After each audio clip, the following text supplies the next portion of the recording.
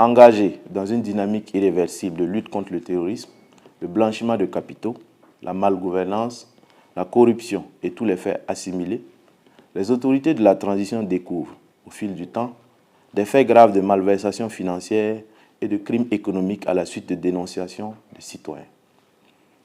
À la suite des révélations graves faites le lundi 4 novembre 2024 par son Excellence, le capitaine Ibrahim Traoré, président du Faso, chef de l'État, relatives au détournement de fonds publics et d'enrichissement illicite portant sur un patrimoine estimé à plus de 3 milliards de francs CFA, nous avons découvert d'autres cas d'abus de pouvoir ayant entraîné une perte de ressources financières évaluée à plusieurs milliards de francs CFA de 2001 à 2022. En effet, profitant de leur position au sommet de l'État, des Burkinabés, mus par une cupidité sans limite, un mépris du prochain et dénués d'une conscience sociale et d'une sensibilité humaine, obnubilés par le pouvoir, ont malmené les règles de bonne gouvernance et de gestion vertueuse des biens publics. Ce tableau sombre de l'histoire de notre pays met à nu des opérations de privatisation aux allures de spoliation où les espoirs d'un développement harmonieux furent trahis par des intérêts privés voraces et sans scrupules. Dans ce propos, il sera question du dossier relatif à la privatisation, en 2001, de la Socogib, société de construction et de gestion immobilière du Burkina, dont le patrimoine immobilier était estimé à 3208 parcelles, avec plus de la moitié des parcelles déjà bâties. La société Azimo, bénéficiaire de cette privatisation, en lieu et place d'une gestion transparente du patrimoine foncier national cédé, s'est lancée dans un cycle interminable de ventes, d'acquisition et d'hypothèques de terrains et de parcelles, sous le couvert et avec la complicité des autorités politiques de l'époque. L'amer constat dans le processus de privatisation de la Socogib révèle que le paiement a consisté pour Azimo à revendre les éléments du patrimoine de la société, objet de la privatisation. Il s'agit de 4 immeubles situés entre le lycée Saint-Exupéry et l'ambassade d'Allemagne à un montant d'1,7 milliard de francs CFA, ayant ensuite servi au paiement de la contrepartie financière y afférente qui s'élevait à 1,793 617 464 francs CFA.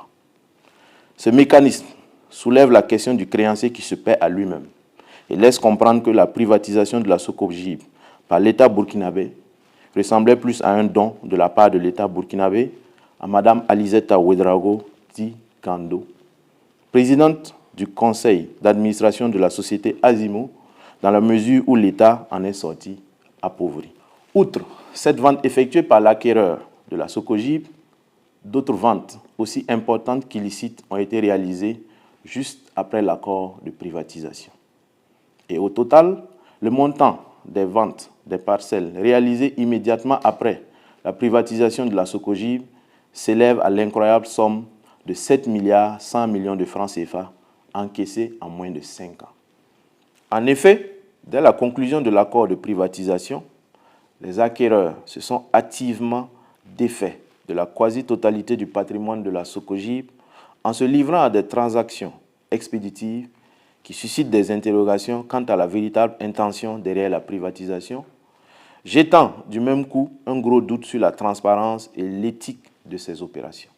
Les acquisitions à l'allure d'accaparement massif de terres par les sociétés Azimo et Socogib, désormais patrimoine de Mme Alizeta Ouedraogo di Gando, de ses fils et filles, ont concerné entre autres 183,47 hectares et 153,51 hectares au quartier Balkui, attribués en 2003, respectivement à Azimo et à la Socogib, toutes les deux sociétés appartenant à la même famille. 437 hectares, toujours à Balkui, dont une partie d'une valeur financière de 8 milliards 311 892 480 francs CFA a été vendue en 2006. 900 hectares à Nyonko 2 en 2003.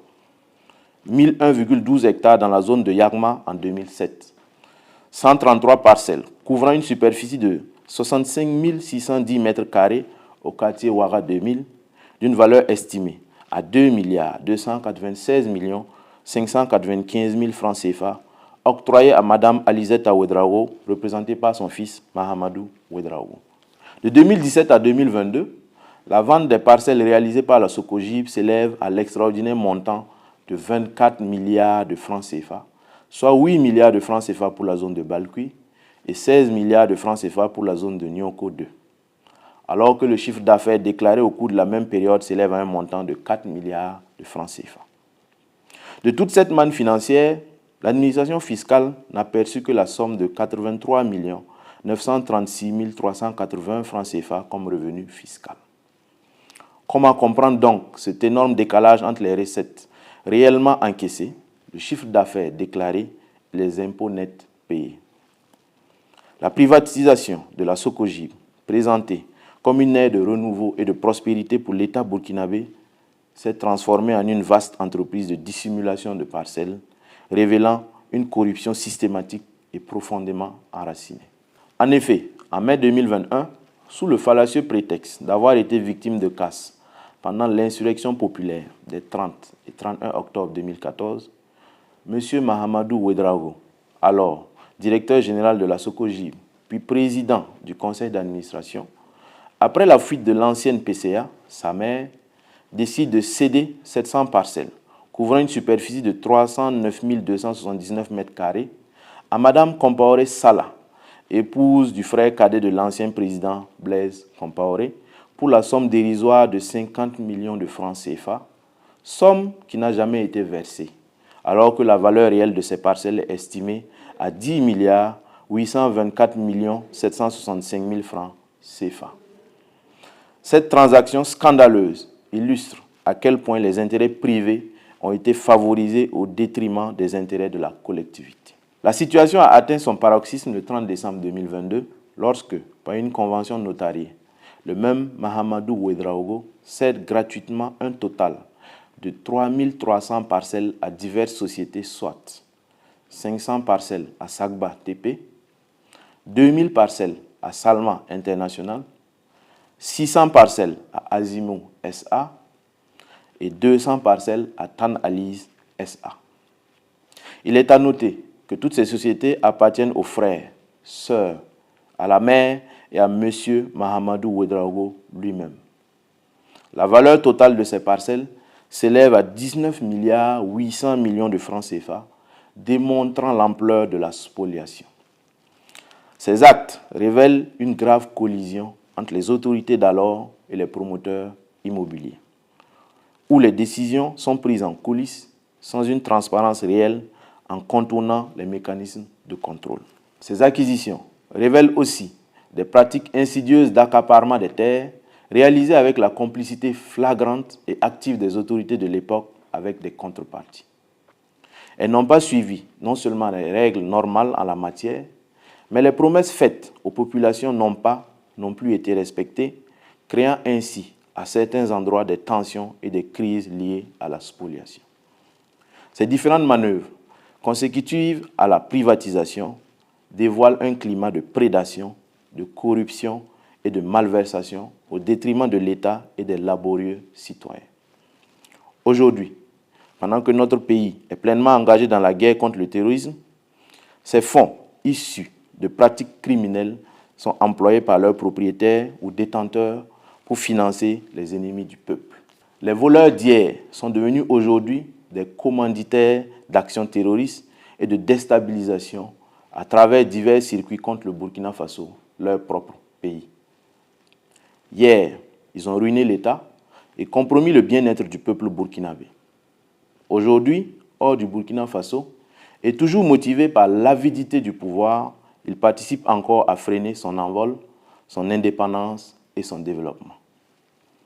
En conséquence, tout en réaffirmant la détermination de la transition, sous le leadership de son Excellence, le capitaine Ibrahim Traoré, président du Faso, chef de l'État, a rétabli les valeurs d'intégrité, de solidarité, d'honnêteté, de courage, d'équité, de transparence et de probité, le gouvernement prendra toutes les mesures adéquates et fermes à l'encontre des individus et des sociétés dont les actions nuisent à notre chère patrie.